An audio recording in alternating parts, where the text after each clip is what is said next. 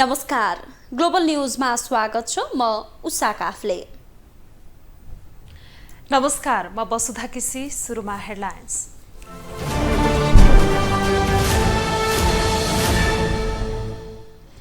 चुनावमा अन्तर्घात गर्नेलाई कारबाही गर्न एमालेले बनायो कार्यदल। प्रदेश र जिल्लामा प्रशिक्षण सञ्चालन गर्ने। सत्तारूढ गठबन्धनमा रहे पनि माओवादी अध्यक्षको मन वामपन्थी दलतिरै। आम चुनाव अघि नै वाम एकतामा जोड। एसपीपी अस्वीकारबारे अमेरिकालाई पत्र पठाउने बाँकी रहेको परराष्ट्र मन्त्रालयको प्रतिक्रिया। अध्ययन भइरहेको दाबी। आर्थिक वर्ष सकिने लाग्दा पनि पुँजीगत तर्फको आधा बजेट पनि खर्च भएन। सरकारलाई असारे विकासको चटारो। र पाकिस्तानको बलुचिस्तान प्रान्तमा बस खस्दा 19 यात्रुको मृत्यु, 12 जना घाइते।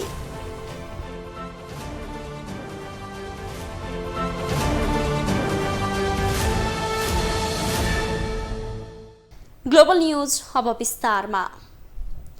नेकपा एमालेले पार्टीभित्र अन्तर्घात गर्नेलाई कारबाही गर्ने निर्णय गरेको छ। पार्टी कार्यालय च्यासलमा आज बसेको बैठकले पार्टीमा अराजकता निम्त्याउनेलाई कारबाही गर्न कार्यदल गठन गरेको हो।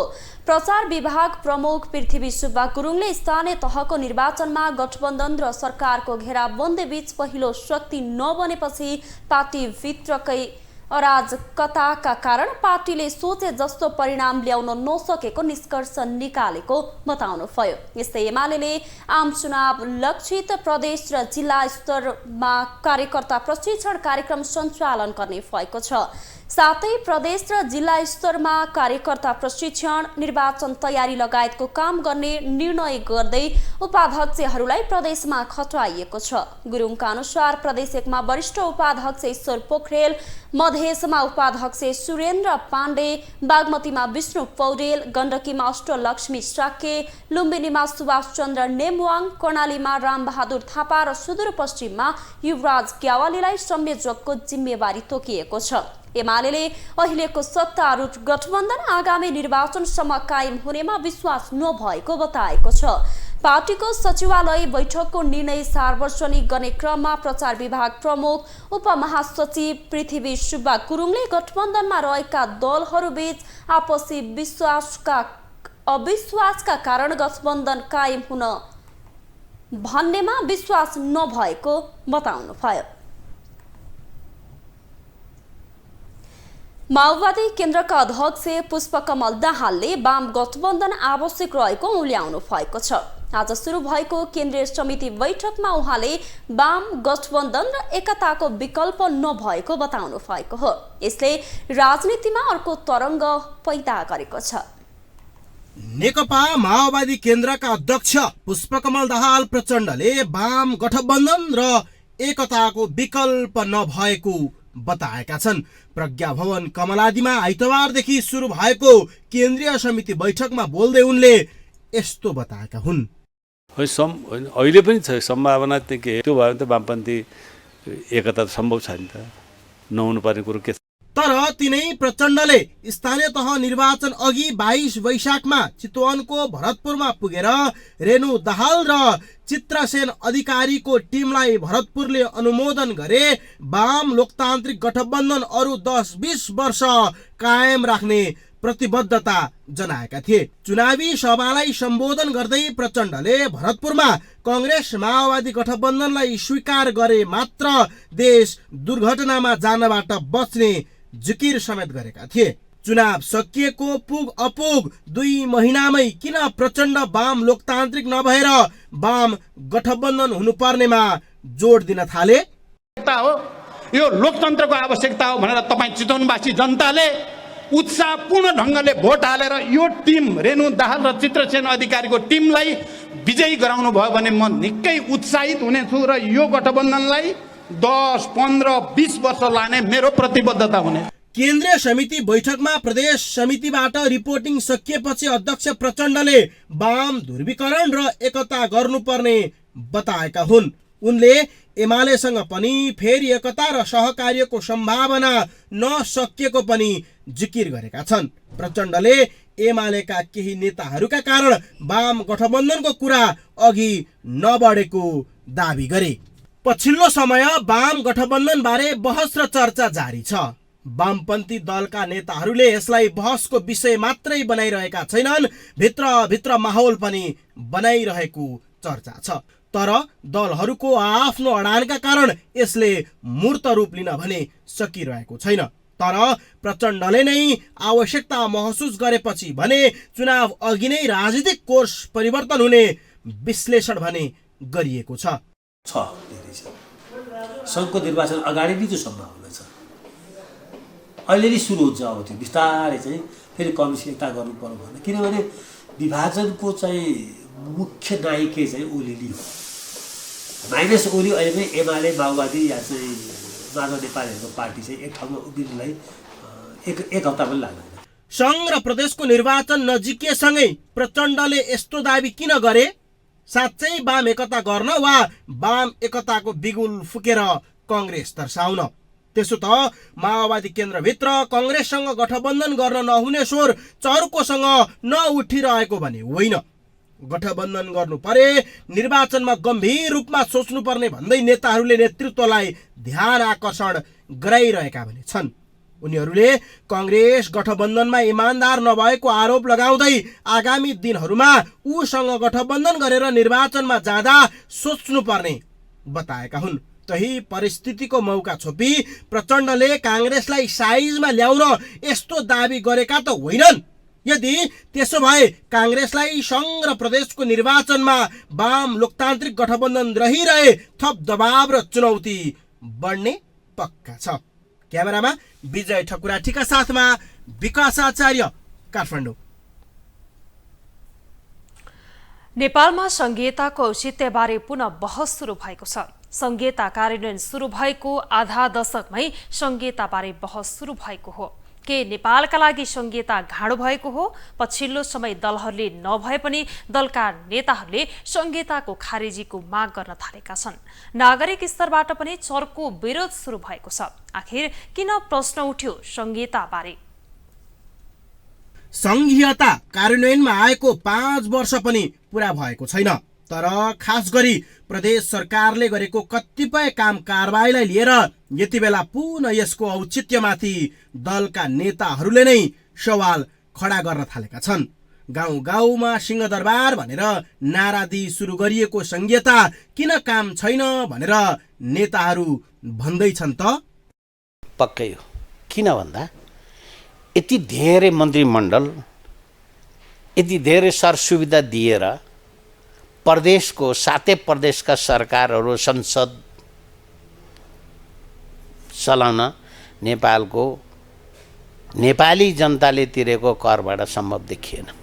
संघीयता नेपालका लागि भारी भएको, जसमध्ये प्रदेश सरकार त झनै कामै नलाग्ने रहेको भन्दै पछिल्लो समय ठुला दलका प्रभावशाली नेताहरूले पनि बोल्न थालेका छन्। संघीयताको खारेजी गर्ने एजेन्डा ठुला दलले नबोकेका भए तापनि बोली व्यवहारले उनीहरू पनि सन्तुष्ट नभएको देखिन्छ। तर नागरिक स्तरबाट पनि संघीयताका बारे पुनर्विचार गर्नुपर्ने माग बढ्न थालेको छ। यो नेपाली जनताले यो जुन संघीयताबाट अहिलेसम्म केही पाएको छैन। जनतालाई सेवा सुविधा दिन्छु भने चाहिँ नेताहरूले आफूले मात्रै आफ्नो झोलेवाला मात्रै चाहिँ उनीहरूले गराउँछ। जस्तो पब्लिकले पाउनुपर्ने सेवा सुविधा अहिले कसैले पनि पाएको छैन। यो संघीयता र चाहिँ तपाईँको गणतन्त्र यो लुटतन्त्र हो, जनता मार्ने काम हो, महँगी बढाउने काम हो। जब तपाईँको चाहिँ बहुदल आयो, गणतन्त्र हरेक हेऱ्यो हामीले होइन। तर अहिलेसम्म चाहिँ के भने यो महँगी कारणले गर्दा यो जनतालाई छ नि उही पागल बनाउने काम मात्रै हो। यो विश्वका करिब 200 मध्ये जम्मा 28 वटा देशमा संघीय प्रणाली लागू भएको छ। संघीयता लागू गरेका देश मध्ये झण्डै कान्छो देश हो नेपाल र नेपालमा खर्च धान्न सकिन्न भनेर आर्थिक कारण देखाउँदै यसलाई खारेज गर्नुपर्छ भन्न थालिएको छ। तर के संघीयता खारेज हुँदा केवल संघीय प्रणाली मात्रै खारेज हुन्छ? यसो गर्दा यो देशको संविधानको हालत के हुन्छ? यतातिर त्यति वास्ता नगरी स्वयं विधि निर्माण गर्ने सांसदहरू पनि यसको विपक्षमा बोल्न थालेका छन्। वातावरण यस्तो बन्न थालेको छ कि जसले संघीयताको विपक्षमा बोल्छ ऊ चर्चित हुने अवस्था बनेको छ। संघीयता वास्तविक अर्थमा संघीयताको रूपमा यो संविधान जारी भएको छैन। सम्झौताको रूपमा जारी भएको संविधान भएको हुनाले चाहिँ नाम चाहिँ संघीयताको नाम दिइएको छ। केही भौगोलिक प्रकारको चाहिँ संघीयताको परिक्रमणा गरेको छ, केही क्षेत्र अधिकारको बाँडफाँडको परिक्रमणा गरेको छ र त्यही भौगोलिक प्रकारको संघीयता पनि प्रभावकारी ढङ्गले क्रियान्वयन भएको छैन र तीनटा तहको जो संरचना बनाएको छ र तीनटा तहको संरचना यो संघीय संरचना हो भन्ने लाग्दैन चाहिँ। प्रदेशको पनि त हामीले त्यो अनुसारको त कार्यान्वयनका क्रियाकलापहरू त हामीले देखेनौँ। सिंहदरबारको अधिकार गाउँ गाउँमा पुर्याउँछौँ त भन्यौँ हामीले, तर सिंहदरबारको विकृति पनि त गाउँ गाउँ पुर्याएको छौँ नि त फेरि सँगसँगै। कसरी सरकारहरू बने अहिले प्रदेशहरूको तपाईँले एकचोटि हामी मूल्याङ्कन गरौँ न। 7वटा प्रदेशमा जब नेपाल कम्युनिस्ट पार्टीमा स्प्लिट भयो त्यसपछि सरकार परिवर्तनका खेलहरूमा सङ्घीय सरकारमा हुने भन्दा तल्लो तहको घिनौना क्रियाकलापहरू भयो कि भएन? हाम्रो संहिता कार्यान्वयन गर्नका निम्ति हाम्रो संविधानमा जे डिजाइन गरिएको थियो त्यो डिजाइन गरेका संरचनाहरू फङ्सन भएनन्। अन्तर प्रदेश परिषदको बैठक बस्दैन, राष्ट्रिय समन्वय परिषद बनाएको छ त्यसको गठन पनि हुँदैन, बैठक बस्दैन, त्यसले सँगसँग प्रतिवेदन दिने त्यो पनि दिँदैन। संवैधानिक इजलासले संवैधानिक अदालतको भूमिका निर्वाह गरोस् भनेर अपेक्षा गरिएको थियो, त्यसले पनि त्यो भूमिका निर्वाह गर्न सक्दैन।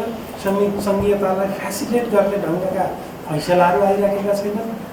संविधान जारी गर्नु अघि नै नेपालमा संघीयता चाहिँदैन भनेर आवाज उठेकै थियो, तर जब यो लागू भयो तब फेरि राजावादी र केही वामपन्थी दलले यसलाई अस्वीकार गर्नुपर्ने माग राखिरहेका छन्। संघीयता खारेज भएमा यो संविधान नै खारेजीमा जान्छ र राजा फर्कने बाटो बन्न सक्छ भन्ने आशा राजावादीमा देखिन्छ।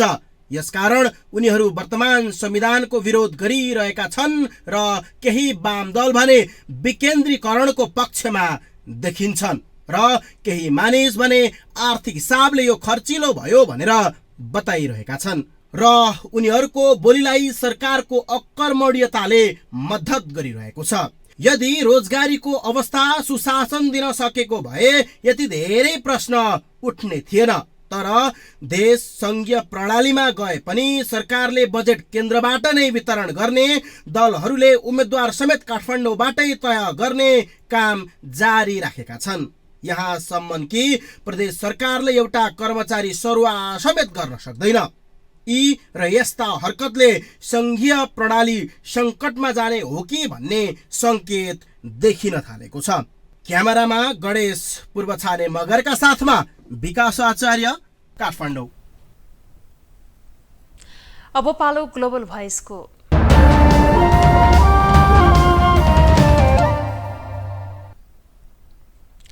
नेपालको संविधान 2072ले नेपालको शासकीय स्वरूपलाई संघीय ढाँचामा परिणत गर्यो। त्यससँगै 2074मा तीनै तहको निर्वाचन भयो। स्थानीय तहले त 5 वर्षे कार्यकाल पूरा गरिसकेको छ। केही महिनामा संघ र प्रदेशको कार्यकाल पनि पूरा हुँदैछ। यसै सन्दर्भमा ग्लोबल भोइसमा आज हामीले सोधेका छौं, मुलुक संघीयतामा गएर के फाइदा भयो? यो नेपाली जनताले यो जुन संघीयताबाट अहिलेसम्म केही पाएको छैन। जनतालाई सेवा सुविधा दिन्छु भने चाहिँ नेताहरूले आफूले मात्रै आफ्नो झोलेवाला मात्रै चाहिँ उनीहरूले गराउँछ। जस्तो पब्लिकले पाउनुपर्ने सेवा सुविधा अहिले कसैले पनि पाएको छैन। यो संघीयता र चाहिँ तपाईँको गणतन्त्र यो लुटतन्त्र हो, जनता मार्ने काम हो, महँगी बढाउने काम हो। जब तपाईँको चाहिँ बहुदल आयो, गणतन्त्र हरेक हेऱ्यो हामीले होइन, तर अहिलेसम्म चाहिँ के भने यो महँगी कारणले गर्दा यो जनतालाई छ नि उही पागल बनाउने काम मात्रै हो यो, बुझ्नुभयो नि। जुन पनि नेताहरूले भन्छ, पहिला भन्छ म यस्तो गर्छु उस्तो गर्छु, जनतालाई यस्तो दिन्छु भनेर सेवा सुविधा दिन्छु भन्छ, तर लास्टमा उनीहरूले कुनै केही पनि दिँदैन। हेर्नुहोस्, कोरोनाको बेलामा खोइ त जनताले के सेवा सुविधा पाए त अहिलेसम्म भन्नु नि? त्यो बेला जनताले पाउनु पर्ने सेवा सुविधा खोइ त? अहिले जब राजनीतिक दलले जनतालाई आश्वासन दिन्छ यो सेवा सुविधा दिन्छु ऊ दिन्छु भनेर भन्छ, अब उनीहरूले दिन्छु त उनीहरू आफ्नो जुन नेताले आफ्नो जो छ नि कार्यकर्तालाई मात्रै दिइरहेको छ। कुन चाहिँ जनताले चाहिँ पाएको छ त अहिलेसम्म सेवा सुविधा? भन्नुहोस्, हस्पिटल जानुहोस् हेर्नुहोस्, अब महँगीको कारणले गर्दा कहाँ पुऱ्याइसकेको छ। एउटा सिटामोल के भनेको टाइममा पाउँदैन नेपालमा, यस्तो छ। अहिले अब किसानीको हेर्नुहोस्, किसानीहरूले अब भनेको ठाउँमा अब बेला चाहिँ जुन खेती किसानी गर्ने बेला मल जल पाएको छैन। जो अस्ति बोल्नुभयो कृषि मन्त्रीले, उहाँले भन्यो भदौमा मल ल्याउँछु अरे। त्यो ल्याएर के गर्ने लगन पछि पोतेको काम चाहिँ छैन नि उही जनतालाई चाहिँ कसरी मार्ने कसरी गर्ने भन्ने मात्रै हो क्या संहिता भनेको अब देशलाई विकास गर्न पाएको भए संहिता राम्रो विकास होइन खाने काम मात्रै भयो क्या संहितामा चाहिँ बुझ्नुभयो नि अब यहाँ त आफ्नै घर परिवारलाई फ्यामिलीलाई कसरी आफ्नै भनेर उन्नति गर्नतिर लाग्छ कि लाग्दैन हो कि होइन भन्नु त हो त्यो सोचेर देशले आफ्नो भूमि आफ्नो आमा सोचेर गर्ने मान्छे चाहियो क्या बुझ्नुभयो नि त्यो आफ्नो परिवार आफ्नो भाइलाई आफ्नो बहिनीलाई आमालाई कति माया गर्छ मान्छेले त्यति माया चाहिँ देशलाई गर्नु पर्यो क्या बुझ्नुभयो नि अनि भनिन्छ हो भूमिपुत्र भनेको त्यो हो भूमिपुत्र खोइ त नेपालमा छ त भूमिपुत्र छैन भूमि खाने आमालाई खाने मात्रै छन् क्या होइन वास्तवमा भन्ने नि संहिता देशको लागि काम छैन किनभने अब सानो देश छ हाम्रो होइन अर्थतन्त्र हरेक कुराकोमा भौगोलिकताको हिसाबले होइन सबै कुरा सानो छ संहिता भन्ने कुरा देशको लागि अहिले नेताहरूको लागि पनि होइन त्यो के अरे गुरुलाई सिङको भारी भने जस्तै एकदम गरुङै भएको छ संहिता चाहिँ देशको लागि आवश्यक छैन यसले गर्दाखेरि देशलाई कुनै पनि प्रगति होइन विकासतिर कुनै पनि प्रगति काम गर्दैन किनभने संहिता भनेको यस्तो देशमा हुनु पर्यो कि विकसित देशमा ठुलो देशमा होइन त्यस्तो देशमा संहिता अब ठुलो देशमा ठुलो कानुन हुन्छ ठुलो अब ऊ हुन्छ एरिया हुन्छ त्यो अनुसारको पब्लिक हुन्छ त्यो कारणले चाहिँ अब त्यसलाई संहिताको एउटा ठाउँमा एउटा विकासको लागि गरौँ भने हाम्रो सानो देशमा किन चाहियो संहिता हिजो एउटा राजाले चाहिँ होइन देश चलाएको थियो एउटा राजाले देश चलाएको थियो भने आज किन चाहियो यिनी 1500-1600 जना होइन यो भनेको जनता पीडित हुने हो जनता नै मर्ने हो संहिता आउनु भनेको जनताको लागि दुर्भाग्य हो देख्नु भएको छ देशको महँगी होइन अब एउटा चुलोमा एउटा तरकारी पकाउन नसक्ने अवस्था आइसकेको छ देशमा किन चाहियो हामीलाई संहिता के ल्याएको छ संहिताले केही पनि छैन यहाँ नेतै आवश्यक छैन यो देशमा यी अनपढ मान्छेबाट नेतै आवश्यक छैन देशमा संहिता पराइ जाओस् देशै चल्दैन देश बेच्न लागिसके यिनीहरूले ग्लोबल न्युजमा अब एकैछिन ब्रेक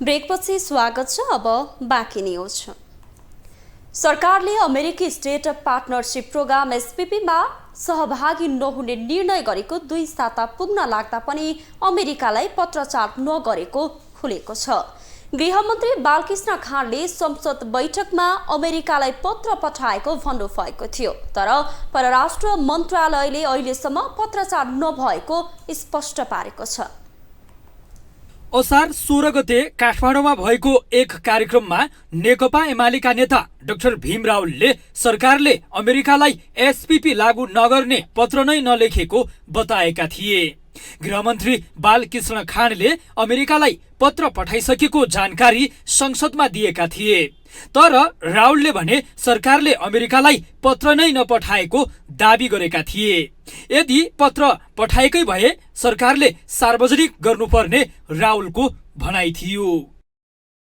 राज्य साझेदारी कार्यक्रम अर्थात् स्टेट पार्टनरशिप प्रोग्रामको सम्बन्धमा 10 बुँदे एउटा मसौदा समेत सार्वजनिक भयो यस सम्बन्धमा व्यापक बहस भयो संसदमा संसद बाहिर पत्रकार जगतमा र देशव्यापी रूपमा छलफल भयो अन्तमा बाध्य भएर नेपाल सरकारको तर्फबाट त्यसलाई अगाडि नबढाउने भन्ने कुरा हामीले सुन्यौँ मन्त्रीजीहरूको मुखबाट सुन्यौँ गठबन्धनका नेताहरूको मुखबाट सुन्यौँ तर तपाईँहरूलाई थाहा छ अहिलेसम्म त्यसबारेमा संयुक्त राज्य अमेरिकालाई पत्र पठाइएको छैन रावलको त्यो भनाइ अहिले सत्य साबित भएको छ परराष्ट्र मन्त्रालयले एसपीपीमा सहभागी नहुने सरकारको निर्णय अमेरिकालाई पठाउन बाँकी रहेको बताएको छ मन्त्रालयकी प्रवक्ता शिवा लम्सालले सरकारको निर्णयमाथि अध्ययन भइरहेको बताएकी छिन्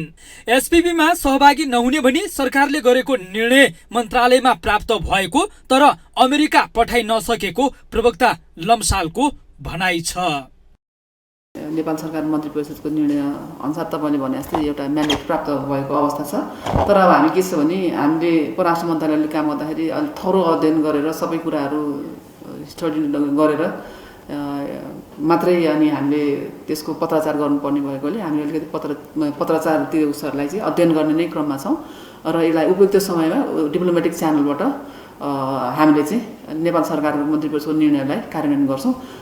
असार 6 गते मन्त्री परिषद बैठकले एसपीपीमा सहभागी नहुने भनेर अमेरिकालाई पत्र लेख्ने निर्णय गरेको थियो। तर हालसम्म पत्राचार भने नगरेको परराष्ट्र मन्त्रालयले बताएको हो। यसअघि सन् 2015 र सन् 2017मा नेपाली सेनाले एसपीपीमा सहभागी गराउन काठमाडौँ स्थित अमेरिकी दूतावासमा पत्राचार गरेको थियो। गत जेठमा नेपाल एसपीपीमा सहभागी भएको विषय सार्वजनिक भएपछि चौतर्फी विरोध भएको थियो। त्यसपछि सरकारले एसपीपीमा सहभागी नहुने भनी अमेरिकालाई जानकारी गराउने निर्णय गरेको थियो। ग्लोबल टेलिभिजनका लागि कैलाश कठायत, काठमाडौँ। सूचना तथा प्रसारण विभागबाट प्रदान गरिने सम्पूर्ण सेवाहरू अब अनलाइनबाटै प्रदान गरिने भएको छ। सञ्चार तथा सूचना प्रविधि मन्त्री ज्ञानेन्द्र बहादुर कार्कीले विभागले प्रदान गर्ने BRLMS DMS सूचना व्यवस्थापन प्रणाली र क्यास SMS अनलाइन प्रणालीको उद्घाटन गर्नुभयो। सूचना तथा सञ्चार प्रविधि मन्त्री ज्ञानेन्द्र बहादुर कार्कीले सूचना तथा प्रसारण विभागबाट प्रदान गरिने सेवाको अनलाइन प्रणालीको उद्घाटन गरेका छन्। उद्घाटन गर्दै मन्त्री कार्कीले आईटी क्षेत्र मुलुकको समृद्धिसँग जोडिएको उल्लेख गर्दै विभागले सुरु गरेको अनलाइन सेवालाई प्रयोगकर्ता मैत्री, समाज उपयोगी, प्रभावकारी, प्रेरणादायी, उदाहरणीय र सुरक्षित बनाउन निर्देशन समेत दिए। आज संसार एउटा ग्लोबल भिलेजको रूपमा परिणत भएको छ र सूचना र सञ्चार, सूचना र प्रविधिलाई हामीले विकास गरेर अब यसबाट मुलुकलाई अधिकतम लाभ दिलाउने दिशामा हामी अग्रसर हुनु जरुरी छ। यो सूचना र प्रविधिको क्षेत्र मेरा निमित्त पनि नयाँ क्षेत्र हो, तर यो क्षेत्रको जुन गहिराई र महत्त्वको बारेमा अहिले मैले बुझ्दैछु। यसमा हाम्रो मुलुकको भविष्य मैले देखेको छु। सूचना र प्रविधि क्षेत्रको महत्त्वलाई बुझेर विदेशीका युवालाई त्यस क्षेत्रमा आकर्षित गर्दै आईसीटी भित्र मुलुकको भविष्य खोज्नुपर्ने उनको भनाइ छ। मन्त्री कार्कीले जलस्रोत, पर्यटन र व्यावसायिक कृषिमा जस्तै आईटीको क्षेत्रमा पनि स्वर्णिम भविष्य रहेको बताए। विभागले अनलाइन सेवा अन्तर्गत सूचना व्यवस्थापन प्रणाली गत वर्षदेखि सुरु गरेको थियो। सूचना तथा प्रसारण विभागका अनुसार चालु आर्थिक वर्षमा 927 पत्र पत्रिका, 38 टेलिभिजन, 251 रेडियो र 1497 अनलाइनले दरबन्दी बुझाएका छन्। हालसम्म प्रेस प्रतिनिधि प्रमाणपत्र लिने पत्रकारको संख्या 31,025 रहेको विभागका महानिर्देशक गोगन बहादुर हमालले जानकारी दिए। सूचना प्रविधि हामीले प्रयोग गरिरहँदाखेरि त्यसका चाहिँ प्रविधिगत चाहिँ च्यालेन्जहरू पनि हुन्छन् र ती च्यालेन्जहरूलाई नआउने ढङ्गले चाहिँ हामीले सिस्टम डिजाइन पनि गरेका छौँ र सम्बन्धित जुन निकायबाट गरिनुपर्ने प्रक्रियाहरू चाहिँ हामीले पुरा पनि गरेका छौँ। र सिस्टम प्रणाली भन्ने कुरा सधैँ के हुन्छ भन्दाखेरि यो परिवर्तन भइरहन्छ। आज हामीले बनाएको प्रणाली अहिले नै 100% ठिक छ, रोबस्ट छ भन्न हामीले चाहिँ कसरी परिकल्पना कसरी भन्यो भने त्यो चाहिँ गलत हुन्छ जस्तो लाग्छ मलाई। यो भनेको समयअनुसार सुधार हुँदै जाने चिज हो। यसलाई समयअनुसार यसलाई हामीले मजबुत बनाउँदै जानु पनि पर्छ। सञ्चार सचिव डाक्टर वैकुण्ठ अर्यालले डिजिटल नेपालको आकांक्षा पूरा गर्ने उद्देश्यले सञ्चार मन्त्रालयका 90% सेवा अनलाइनबाटै प्रदान गर्दै आएको जानकारी दिए। मन्त्रालयका पनि अहिले लगभग 90% काम हामी अनलाइनबाटै गर्छौँ। दर्ताबाट कुनै व्यक्तिले अथवा संस्थाले दर्तामा बुझाएका चिठी पत्रको भोलिपल्ट पर्सिपल्ट गरेर त्यो दर्ता गर्ने मान्छेलाई नै यो के छ मेरो स्ट्याटस भनेर सोद्धाखेरि कोठाचोठा धाइराख्नु पर्दैन। मान्य मन्त्रीज्यूका पनि धाइराख्नु पर्दैन, सचिवका पनि धाइराख्नु पर्दैन। कसैले बताइदिन्छ के भएको छ त, कहाँ छ, यसको चाहिँ फर्सेनदेखि लिएर सबै कुरो उसैले बताइदिन्छ होइन। त्यतिसम्मको सिस्टमहरू अहिले बनाइएको छ। सूचना विभागले प्रेस प्रतिनिधि प्रमाणपत्र, परिचय पत्र जारी तथा नवीकरण, अनलाइन सञ्चार माध्यम दर्ता तथा नवीकरण, पत्र पत्रिका तथा पत्रकारको अभिलेख व्यवस्थापन, सार्वजनिक सूचना व्यवस्थापन र वितरण, प्रेस रजिस्टरको कार्य जिम्मेवारी सम्पादन, सरकारी कार्यक्रमको औपचारिक फोटोग्राफी, संग्रह र वितरण तथा सूचनामूलक र ज्ञानवर्धक सामग्री प्रकाशन वितरण लगायतका काम गर्दै आएको छ। ग्लोबल टेलिभिजनका लागि क्यामेरामा विजय ठकुराटीका साथमा अभिषेक सापकोटा, काठमाडौँ।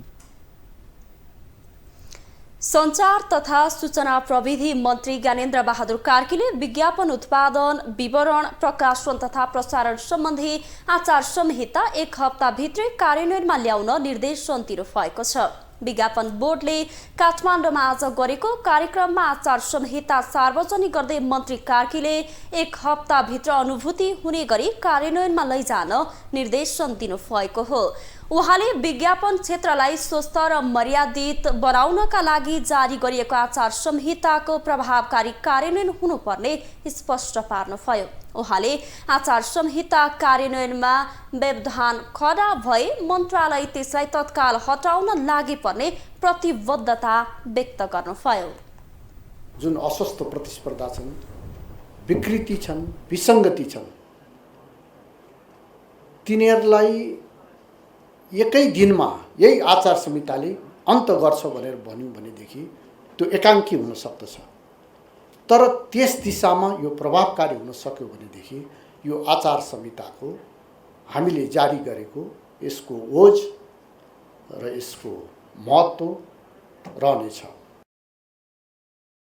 विज्ञापन बोर्डका अध्यक्ष लक्ष्मण हुमागाईले विज्ञापन व्यवसायमा आबद्ध सबैलाई जिम्मेवार बनाउने उद्देश्यका साथ आचार संहिता निर्माण गरी लागू गरेको बताउनुभयो। उहाँले सरकारवाला पक्षसँग पटक पटक छलफल गरी लागू गरिएको आचार संहिताको कार्यान्वयन पनि सहज ढङ्गले हुने विश्वास व्यक्त गर्नुभयो। त्यसलाई कसले निराकरण गर्ने भन्ने विषय पनि रह्यो र यी सबै कुरालाई हामीले समेट्नको लागि चाहिँ हामीले यो विज्ञापनको आचार संहिता चाहिँ निर्माण गरेर अहिले सार्वजनिक गरेका छौँ।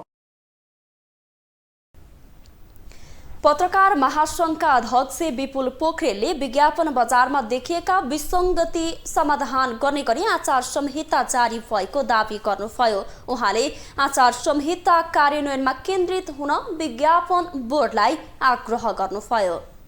अभ्यासका क्रममा देखिएका विसङ्गतिहरूलाई पनि पहिचान गरेर त्यसलाई सम्बोधन गर्न सक्ने एउटा समाधानमुखी एउटा आचार संहिता तयार भएको छ। यसलाई कार्यान्वयन गर्ने सन्दर्भमा के जटिलताहरू आउलान् र यसलाई विज्ञापन बोर्डले पुरै प्रेस्टिज इस्यु नबनाएर कार्यान्वयन गर्ने सन्दर्भमा जटिलता उत्पन्न भयो भने त्यसलाई संशोधन गरेर त्यसलाई सहजीकरण गरेर अगाडि बढाउने ढङ्गले यसलाई लियोस् भन्ने म आग्रह गर्न चाहन्छु। कार्यक्रममा विज्ञापन आचार संहिता कार्यान्वयन भए नभएको अनुगमन गर्ने काम सरकारले गर्ने पनि स्पष्ट पारिएको थियो।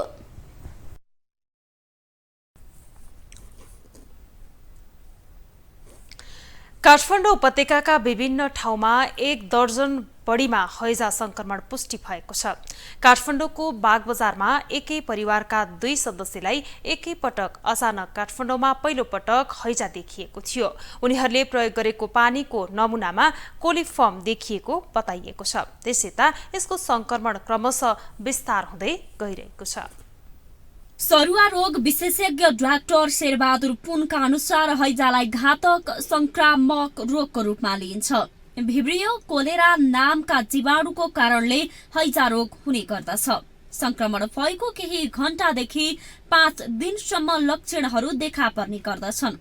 अचानक र निरन्तर पीडा रहित सौलानी पानी जस्तो पखाला लाग्नु, तारन्तार बान्ता हुनु, पेट अथवा खुट्टाका मांसपेशीहरू बाउडिनु, आलस्य हुनु, बेचैनी हुनु जस्ता यसका प्रमुख लक्षण हुन्। झण्डै 80% संक्रमितमा झाडापाखाला सामान्य अथवा लक्षण विहीन पनि हुन सक्ने र यस्तो किसिमको झाडापाखाला लागेका संक्रमितको दिशा मार्फत 10 दिनसम्म हैजाका जीवाणुहरू फैलिरहेको हुने डाक्टर पुनले बताएका छन्। हाम्रो पहिलो जो संक्रमित पुष्टि भएको जो बिरामी थियो, उहाँले चाहिँ घरमा खानेकुरा काँचै खानेकुराहरू खानुभएको थियो र हुन त यो पानी या खानेकुरै आउन त, तर व्यवहारको कुरा हेऱ्यौँ व्यवहारमा चाहिँ अर्को तरिका अथवा सहन सक्ने तरिका भनेको चाहिँ हामीले जुन काँचो फलफुल या तरकारी जस्तो गोलभेडा होला या अरू सागसब्जी होला त्यसलाई चाहिँ फोहोर पानीमा यदि हामीले धोयौँ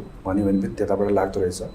हैजा एउटा कडा झाडा पखाला गराउने संक्रामक रोग हो। राजधानीका विभिन्न फरक ठाउँहरूमा हैजाका बिरामीहरू देखिँदै गर्दा शहरमा हैजाको जीवाणुले प्रकोप फैलाउँदै गइरहेको स्पष्ट भएको डाक्टर पुनको तर्क छ। तसर्थ आगामी दिनहरूमा संक्रमण थप फैलिन नदिनका लागि सम्बन्धित निकायले हैजाको स्रोत पत्ता लगाएर रोक्ने र बजारमा बेचबिखन भइरहेका खानेकुरा तथा पानीका गुणस्तरको अनुगमनमा कडाई तथा तीव्रता दिनुपर्ने उनी बताउँछन्। अब दुर्भाग्यवश अब हैजा देखियो, तर देख्यो भन्दैमा अब चुपचाप बस्ने कुरा होइन।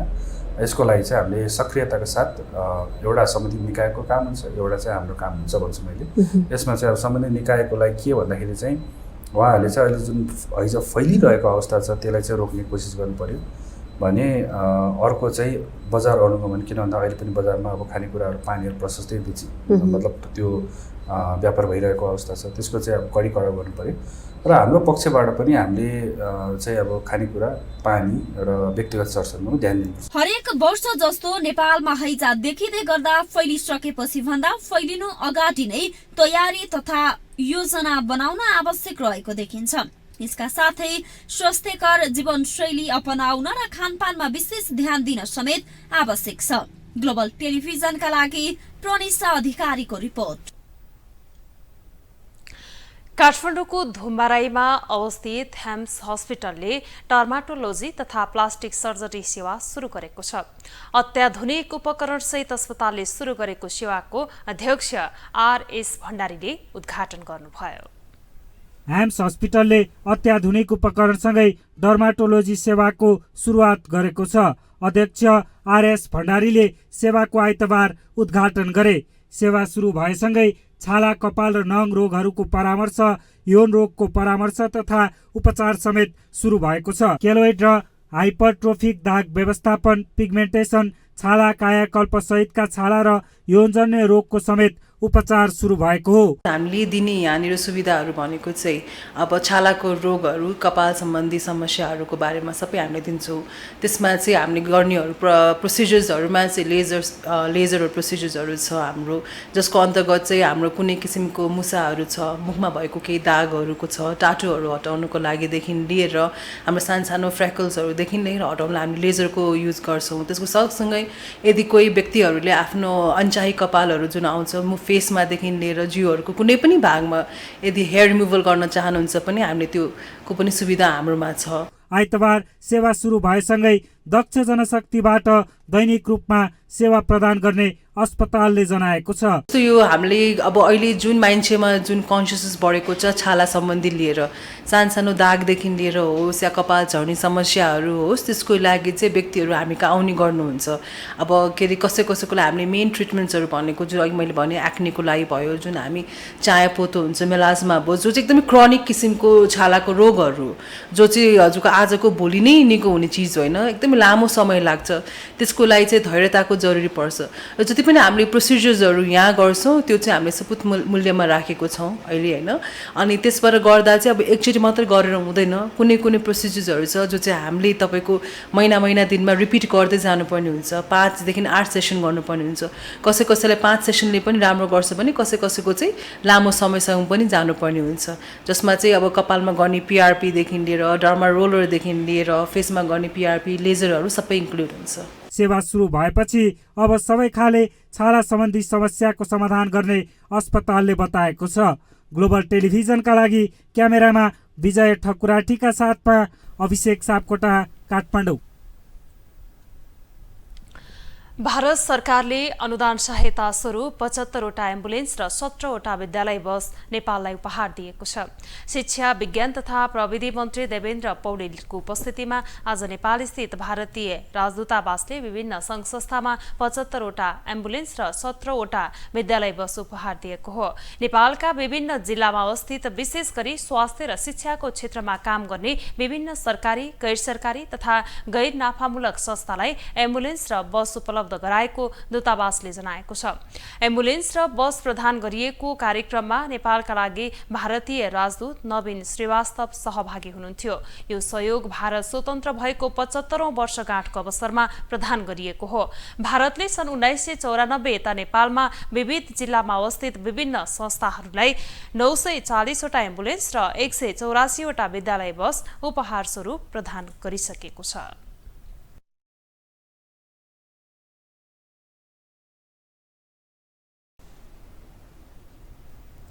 अब पालो इकोनोमिक न्यूजको।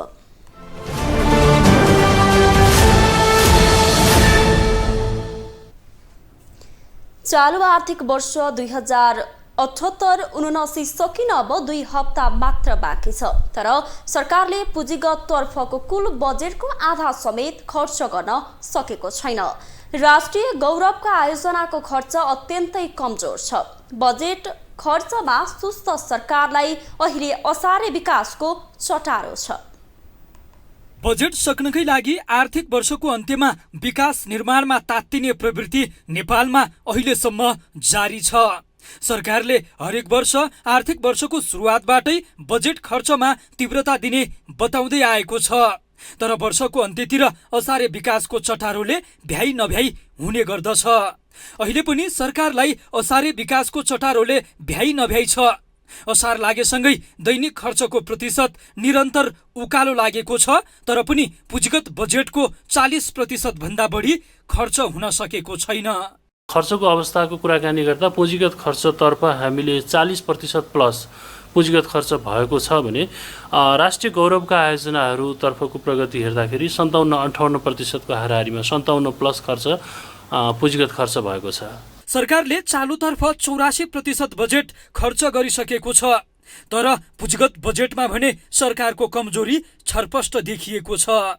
महालेखा नियन्त्रकको कार्यालयका अनुसार मन्त्रालयहरूको खर्च विवरण पनि सन्तोषजनक छैन। बढी बजेटको अख्तियारी पाएका मन्त्रालय नै खर्चको मामलामा कमजोर देखिएका छन्। चालु आर्थिक वर्ष सकिन अब 2 हप्ताको समय बाँकी छ। तर पनि सरकारको बजेट खर्च कमजोर रूपमा देखा परेको छ। जनस्तरबाट पनि आफ्ना योजनाहरू समय निर्धारित अवधिमै सम्पन्न गर्नुपर्ने जुन दबाब छ, त्यो दबाबको कारणले गर्दा पनि काम सम्पन्न गर्ने निकायहरूले चाहिँ छिटो काम सम्पन्न गर्नुपर्ने अवस्थामा हुन्छन्। र विशेषतः हामीले पुँजीगत खर्च बढाउनको लागि विभिन्न निकायहरू र विशेषतः अर्थ मन्त्रालयबाट पनि गरिएका पहलहरूको हिसाबले पनि खर्च चाहिँ असारमा मात्रै नभएर हामीले माघ फागुन चैतदेखि नै खर्च बिस्तारै बढ्दै गइराखेको छ। असारे विकासको चटारोले नै नेपालमा बजेट खर्च कमजोर देखिएको हो। अन्य समयमा सुस्त हुने खर्च असारमा पुगेपछि अत्याधिक वृद्धि हुँदै आएको छ। असारे विकासको प्रवृत्ति रोक्न अनेकौं पहल कदमी लिँदै आइएको भए पनि बजेट खर्चको गति बढ्न सकेको छैन। ग्लोबल टेलिभिजनका लागि क्यामेरामा सञ्जय खड्काका साथमा कैलाश कठायत, काठमाडौँ। नेपाल उद्योग वाणिज्य महासंघका अध्यक्ष शेखर गोल्छाले आगामी मौद्रिक नीति सबै खाले अर्थतन्त्रका चुनौती समाधान गर्ने किसिमको आउने अपेक्षा गरेको बताउनु भएको छ। काठमाडौँमा आयोजित कार्यक्रममा अध्यक्ष गोल्छाले नेपाल राष्ट्र बैंकले ल्याउने आर्थिक वर्ष 2079-80 को मौद्रिक नीतिले ठूला साना मझौला उद्योगीदेखि सर्वसाधारणको समस्या सम्बोधन गर्ने गरी आउनेमा आशावादी रहेको बताउनुभयो। उहाँले आगामी आर्थिक वर्षको मौद्रिक नीतिबाट अर्थतन्त्रको सुधार हुने धेरै अपेक्षा रहेको बताउनुभयो। उहाँले उद्योगी व्यवसायले जीवनमा नभोगेको तरलता अभाव यस वर्ष जटिलता रूपमा भोग्नु परेको पनि बताउनुभयो। अध्यक्ष गोल्छाले तत्काल तरलताको समस्या समाधान नभए बजार मन्दीतर्फ जान सक्ने चेतावनी दिनुभयो। अध्यक्ष गोल्छाले अर्थतन्त्रमा सबैतिर देखिएका समस्याको भार निजी क्षेत्रलाई परेको बताउनुभयो। उहाँले सरकारले आयात प्रतिबन्ध गर्ने वस्तुको सूची लामो हुँदा समेत आयात नघटेको भन्दै चिन्ता व्यक्त गर्नुभयो।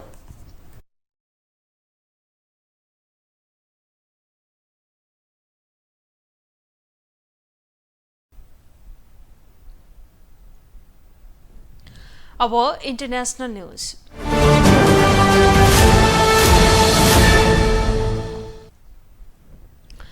पाकिस्तानको दक्षिण पश्चिम बलुचिस्तान प्रान्तको सेरानी जिल्लामा बस खस्दा 19 यात्रुको मृत्यु भएको छ। 12 जना घाइते भएका छन्। वर्षाले भिजेको सडक तीव्र गतिका कारण चालकले नियन्त्रण गुमाउँदा दुर्घटना भएको स्थानीय सञ्चार माध्यमले जनाएको छ। केही घाइतेको अवस्था गम्भीर भएकाले थप मृत्यु हुने सम्भावना रहेको पनि प्रहरीले जनाएको छ। देशको राजधानी इस्लामाबादबाट बलुचिस्तानको प्रान्तीय राजधानी क्वेटा जाँदै गरेको बसमा 30 भन्दा बढी यात्रु सवार थिए। अब स्पोर्ट्स न्यूज।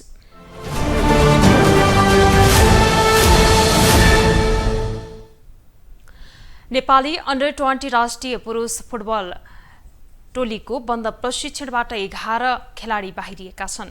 अखिल नेपाल फुटबल संघ एन्फाले आइतबार बन्द प्रशिक्षणमा रहेका 41 खेलाडीबाट 11 खेलाडी बाहिरिएको जनाएको छ। मुख्य प्रशिक्षक मेघराज केसीले 11 खेलाडी बाहिर राख्दै 30 खेलाडीलाई प्रशिक्षणमा राखेको एन्फाले जनाएको छ। साफ अन्डर 20 च्याम्पियनसिप र एफसी अन्डर 20 एसियन कप छनौटका एन्फाले 41 खेलाडी प्रशिक्षणमा बोलाएको थियो। साफ अन्डर 20 च्याम्पियनसिपमा भारतमा आयोजना हुँदैछ। च्याम्पियनसिपमा आयोजक भारत, नेपाल, मालदिव, श्रीलङ्का र बंगलादेशको सहभागिता रहेको छ। नेपालले दोस्रो खेलमा श्रीलङ्कासँग जुलाई 27मा खेल्नेछ। त्यस्तै भारतसँग जुलाई 31 र अन्तिम खेल बंगलादेशसँग अगस्त 2मा खेल्नेछ। शीर्ष 2 टोलीले उपाधिका लागि अगस्त 5मा प्रतिस्पर्धा गर्नेछ। त्यस्तै एफसी अन्डर 20 छनौटमा नेपाल समूह बीमा परेको छ। नेपालको समूहमा कतार, बहराइन, भुटान र बंगलादेश रहेको छ।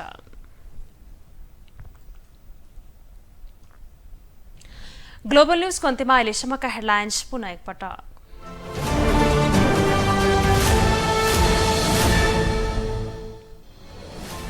चुनावमा अन्तर्घात गर्नेलाई कारबाही गर्न एमाले बनायो कार्यदल। प्रदेश र जिल्लामा प्रशिक्षण सञ्चालन गर्ने।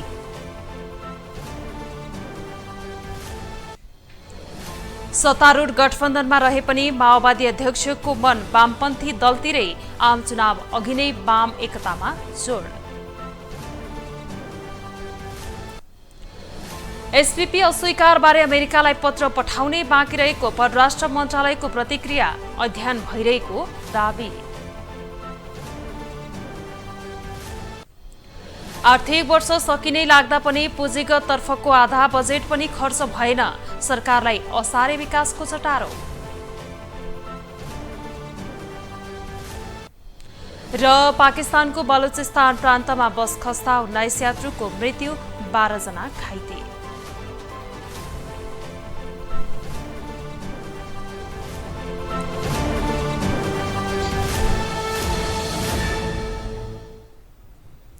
ग्लोबल न्यूज अहिलेलाई यति नै। ग्लोबल टेलिभिजन तपाईँ फेसबुक तथा युट्युबमा पनि प्रत्यक्ष हेर्न सक्नुहुनेछ। ग्लोबल टेलिभिजन हेर्दै गर्नुहोला। नमस्ते।